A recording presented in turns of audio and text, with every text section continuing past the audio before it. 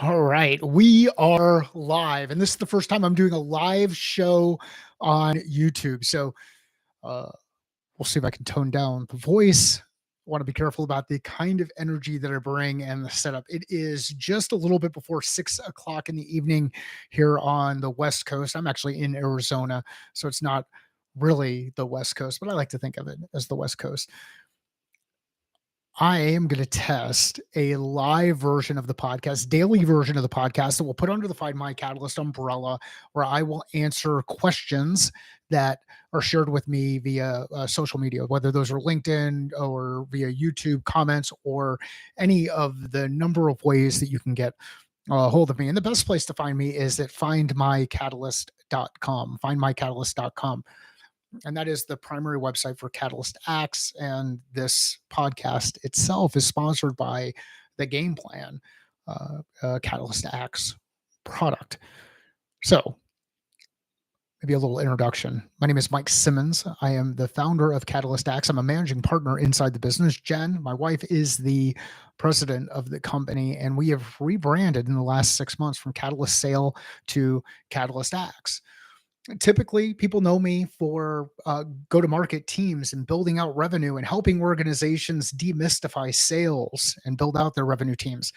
I've actually shifted my focus to help people achieve the results they want to achieve through the combination of design, through the combination of thinking, through the combination of application of process and tools.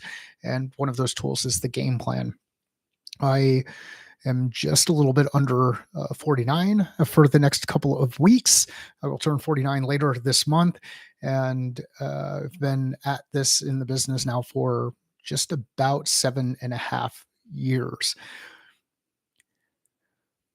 One of the biggest hangups people tend to have when it comes to goal setting and execution is going too broad with their goals. They'll say things like, I'm not goal oriented, or I'm just don't just that's not my thing. It just comes naturally to other people. The whole idea of designing to achieve results comes naturally to others. And I had a conversation recently with someone around this, and it was specifically around things like building Lego sets as a kid. And I had an erector set when I was a kid, and I used to play with Lincoln logs, and I like to tear things apart and then put them back together. So I've always been someone who's been interested in figuring out exactly how things work, deconstructing those things, and then putting back together. And sometimes I'd end up with extra parts, and that would kind of suck because the thing wouldn't work the way that it was supposed to work. Sometimes I was able to put it back together and make it work. Sometimes I was able to fix things and help those things work. I like to work on puzzles. I like to build things. I like to solve problems. And that's what kind of drew me into revenue related roles, even after wanting to avoid those revenue related roles for a number of years. So let's specifically get into goal setting and execution through clarity and focus, which is what our game plan is about. One challenge that people have when it comes to goal setting and execution is they make the goal a bit too broad. I want to get in shape. I want to be in a better financial position. I would like to spend more time with my family. I'd like to have a better relationship with my family. These are all I would like to. These are aspirational things, things that we want to do, but we're not super clear on what it actually means to do that. Well, more time with your family. So if you make it home for dinner once a week and now you want to be there for two dinners, that's more time with your family. Um, maybe I've got $1,000 in my bank account and $1,200 is more money in my bank account. We can be more specific with the goals and objectives that we set. And the one that I like to use, because it's something I struggle with, sometimes the chin gets a little bit extra, a little double chin there. One of the things I have struggled with is this roller coaster with weight. Now, sometimes I will balloon up. I've gotten as high as 237 pounds, and I've been as low. Well, I guess when I was born, I was like 6 pounds, 13 ounces or something like that. That might be one of the kids. But anyway, when I've been really small and I've been really big. And right now I'm probably somewhere in between. I'm weighing about 212. And my goal is to get down to 195 pounds at 12% body fat. We'll see if I can get there. I'm getting older, and dropping that body fat is a little bit tougher as you start to age. but I've got a specific goal. I want to get down below 195 pounds and I want to have my body fat at less than 12%. Now, I also have a time frame that I'd like to do this by. Originally, I wanted to get this done before my birthday. I will not hit that objective before my birthday. It'd be really hard to go from 212 pounds, which is where I'm at right now, to 195 in the course of 3 weeks without doing drastic things like starving myself or cutting an appendage off, like cutting one of my arms off. That wouldn't be ideal. But there's a number of different ways to go about achieving the goals we want. They may or may not be the right way to go through doing it. So, the first thing we want to do is be very, very specific about the goal that we're trying to achieve. And if you struggled over a period of time achieving goals, my recommendation would be that you start small. This quote comes from The Patriot. I don't know where they got it before that, but aim small, miss small. Uh, Maybe I just want to lose. My goal is to lose 3 pounds in the next week.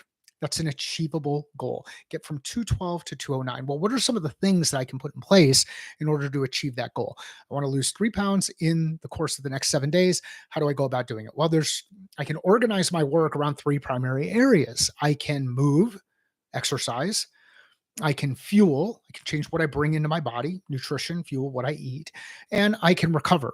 Those are the three primary ways that when I'm doing those things really well, I tend to get in pretty good shape. So eat, fuel, move, work out, recover, sleep.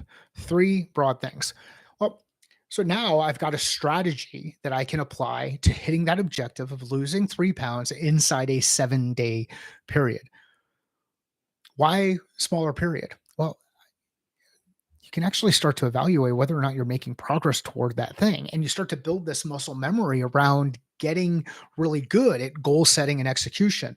Aim small, miss small, build confidence, build trust in capability when it comes to goal setting and execution. Again, we're focused here on weight loss, but this applies to anything.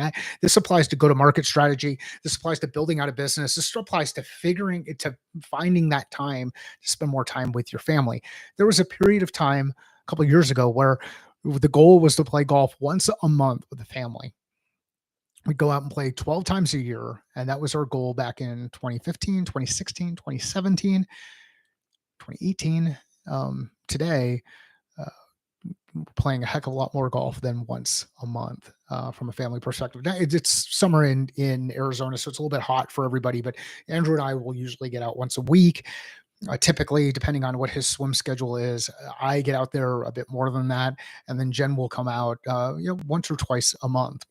And Sean, when he's back home, he'll do that as well. So my point in all of this, if we are very deliberate about the goals that we set and we define our strategy around how we're going to accomplish those goals, then we can define the what are the specific actions, tactics, things that we're going to do on a daily, weekly, monthly basis to get us closer to that. So from a daily perspective, getting back into the weight loss thing, and this all aligns with the game plan. Goal, that's the lose 3 pounds this week. Action, organize around food, nutrition, fuel, recovery, sleep, movement, moving around. And then the specific what behind it, the actual tactics, the work that I'm going to do. Well, I've got it on a whiteboard, and I'll share a picture of this in on various social posts. But I've got a whiteboard with a bunch of check boxes. Those include things like a 500 swing per day challenge that Jenna and I are working on. And that comes from Dan John. And if you are interested in learning more about Dan John, you can check him out. He was on the podcast just about 12 months ago. He has Dan John University. He has a number of different books out there. One of my favorite books that he has written is A.C.T.S, which is a series of essays that he's written on his approach to improving performance and working with athletes and evaluating self. And that's Dan John. The 500 swing per day is tied to the 10,000 swing challenge, where you work to do 10,000 kettlebell swings over a 20-day period. It's a pretty tough workout. It creates an opportunity for a lot of attention and a lot of focus um, and stick to itiveness, because doing those swings can get pretty boring. So if you're interested in more information on the 10,000 swing challenge, just do a search for 10,000 swings and Dan John. So that's one of the movement things. The other movement thing that I'm going to do, or that I've got on there, is cardio specific work, 4 times a week, number of steps that I'll take on a daily basis. And that's the movement component. So I've got 12,000 steps a day. I have the 500 swing challenge per day. And then 4 days out of the week, 4 times this week, I'll do a specific cardio. I'll do specific cardio work, which means you're jumping on the exercise bike, jumping rope. I'm not much of a runner, but those are the tactics, the actual work that I'm going to use. And so we look at G for goal, A for action, strategy, M for metrics, the work that I'm going to do. And the data that I'm going to use there is going to hold me accountable to getting the work done and hold the work accountable to working. That's a lot to cover in a very short period of time. My goal is to have these live sessions be less than 10 minutes, and I am at 10 minutes and 59 seconds right now. So we're going to wrap things up. If you'd like more information about the game plan, go to findmycatalyst.com. From a recovery perspective, my goal is 7.5 hours of sleep per night. I'm right now I'm averaging just over 6. That is from a low a couple of years ago where I was averaging 5 hours and 15 minutes of sleep a night. So I'm getting better, constantly working toward that. That requires going to bed at a certain time, in order so that I can be up for meetings that I have. And then on the nutrition side, I am playing around with the cyclical ketogenic diet, or carb cycling, as some people would refer it. And there's some other data around that. And I'm happy to answer questions if you have them. The key takeaways from today: number one, be very, very specific with the goal that you're setting.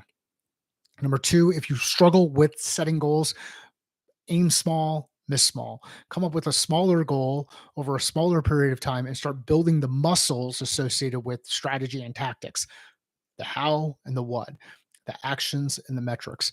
And then when you keep track of those metrics, you'll be able to determine, are you actually doing the work, accountable to getting the work done? And is the work actually accountable to working? Does the work actually work?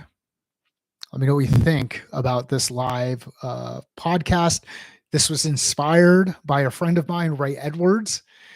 If you are struggling with copywriting, if you are struggling with getting your message across to others, please check out Ray's work. Ray was a guest on the podcast. His most recent book, Read This or Die, is absolutely phenomenal. So, Ray, thanks for being the inspiration to me pushing live a daily video podcast. Hello, world. Thank you.